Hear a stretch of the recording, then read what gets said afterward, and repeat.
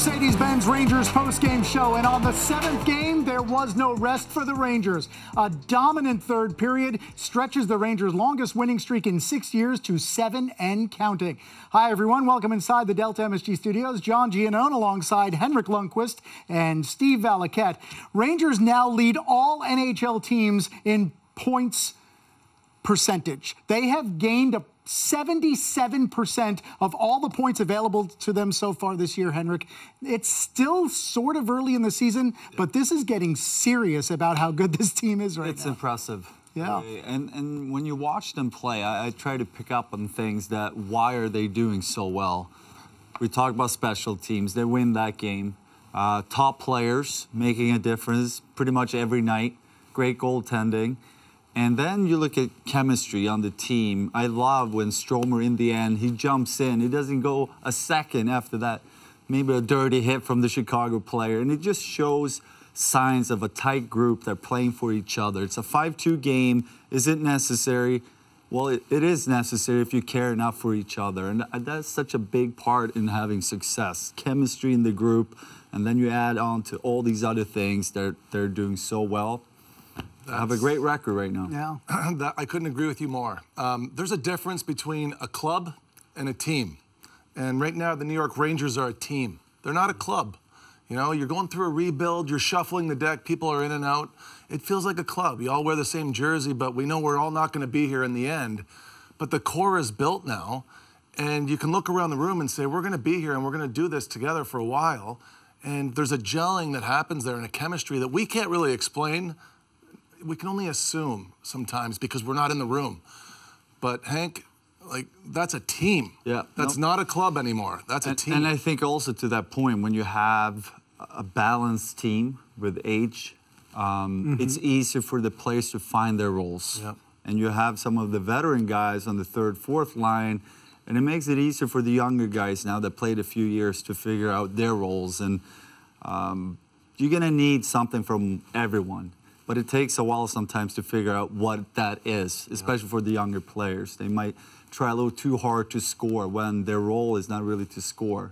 But you're seeing right now a lot of things coming together, and it starts with playing for each other, but also having the top guys being the top guys. And you look at the score sheet, and they're there all the time. Across the board, yeah. And Gerard Gallant has really fostered that feeling in less than 60 days of a season. And it started in 61 seconds tonight, Steve, when Jacob Trouba, who had a very involved night in many ways, was able to score and put the Rangers up top. He's been offensively very effective. He's always adding value now to the rush. When you see him jump up into the play, it's not just to keep the play alive, it's to add offense. And it oftentimes starts with him in his own D-zone. Now, when you use that term, 200-foot player, this is a good example. It's first pass, get everybody down the ice on the hunt with Strome and Panarin, but get down there as a unit and be quick on everybody. And when you take these lanes to the net, you open up ice.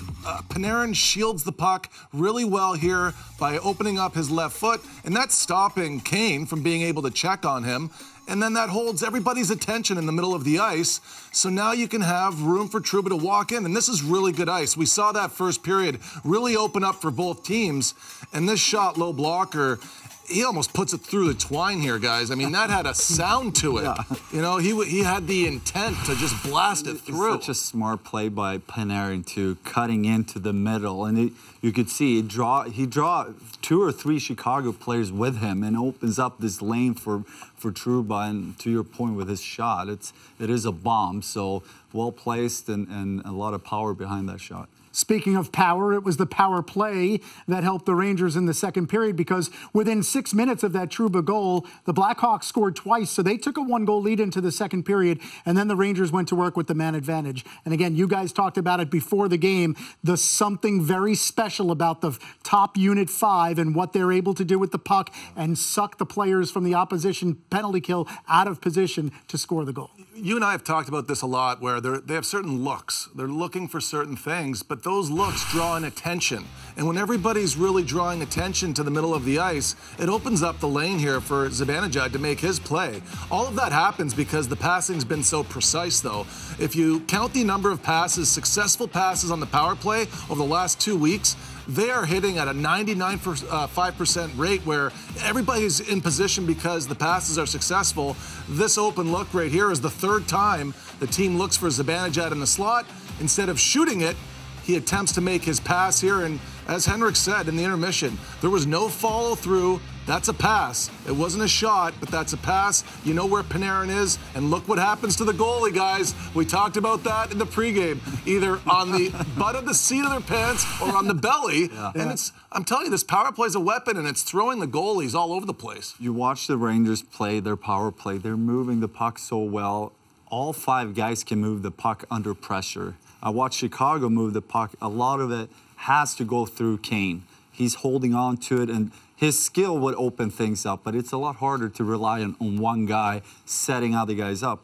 The Rangers power play, they're relying on 5 guys moving around together, and it opens up so many things. And you really said every time they went on the ice, power play, you had a good I feel like they're scoring. Yeah, I feel like they're scoring. I think they can feel it too. They have a good energy going. And guess what? They went to the power play in the third period of a 2-2 game, and exactly what you said. They scored, and it was Chris Kreider who had ample opportunity, and we've seen it all year coming into the game with 16 goals, to add to that list, and finally in this final power play opportunity he did. Isn't it neat what you just said, though? They needed a goal. That's when you know you have a great power play. You need a goal, and you're able to get one. Now, Kreider builds a game through all the scoring chances that he gets during this hockey game, and he's got the confidence still. He's going at the net, and before tonight, he didn't score for 2 games, but he did have 4 scoring chances versus San Jose and Chicago in Saturday night's game. So you know he's all over the place. I mean, watch how he opens up here. Other side of the slot line, quick play, fine. He gets robbed, no big deal. Go back to work, get net front, deflection attempt there. He's in front of the net, causing chaos. Very difficult for Chicago to defend against him. Fox is trying to make some time. He does. Kreider's there. He gets his stick on it. Have we seen this before, John? You know, it's every night, and you got to like the fact that he gets everybody to slow it down. Strome comes downhill, as he's been doing. Panarin's available on his spot on the dot. Now watch how Kreider reads off of everybody. So he's here for the play. It doesn't happen. It goes up top. Okay, fine. I'm going to get slot area. He's going to screen. And as Fox looking, he's going to wait just a split second so the defender for Chicago is out of that shot pass lane, because this is a delivered pass in the air so that Kreider can get his stick on it. And you love to see that because it's something that's working night after night. I just wonder when our team's going to say, we need to get to this guy's stick. He has the most power play goals in the league. Yeah. He's tipping everything. He's so good at it, but nobody's there. I mean, it's just a gift to the Rangers. And Kreider, he does it so well. And maybe the problem is if you target him too much, it's going to open up to other players. We saw that with Strome the other night where he walks in against San Jose because ice was there. Everyone collapsed on Kreider. It's like, pick your poison. This power play, have I told you guys it's a weapon? No, they don't have. They have so many options. It's ridiculous. And Hank, maybe what's impressive, too, about tonight is at that point, that was early third period, Rangers take a 3-2 lead. They had a 3-2 lead the other night against this same Blackhawks team, decided, all right, now let's lock it down and get the win. Tonight, 3-2 became 4-2, then 5-2, then 6-2 behind Rooney, Panarin, and Goodrow. Well, I think a big difference between these two teams right now, the record Rangers have the confidence. They know exactly what they are as a group, as a team, what they need to do. They've been doing it all year long. Even when they're not playing great, they're finding ways. They know how to win games. Chicago, not so much. They're playing better, no question about it, but there's a big difference where they are as a team when you look at these two teams tonight. And yeah, there was no question in the third what team was going to win this game. They stepped up when they had to, and I think they deserve this win. Yeah, Yep. Extremely impressive third period in which they score 4. Artemi Panarin follows up a 3-point night against his former team with a 4-point night against his former team, all part of a 6-2 Rangers win. Tonight's betting recap is presented for the people by Caesars Sportsbook. Your app is ready. Here are the winning wagers. Rangers, of course, and the over as well, since that was 5.5, and there were 8 put behind goaltenders or into empty nets on this night. Plenty more to come. We're going to talk about the guy in goal, Alex Georgiev. 2 emergency starts for the injured Igor Shesterkin. 2 wins tonight by 6-2.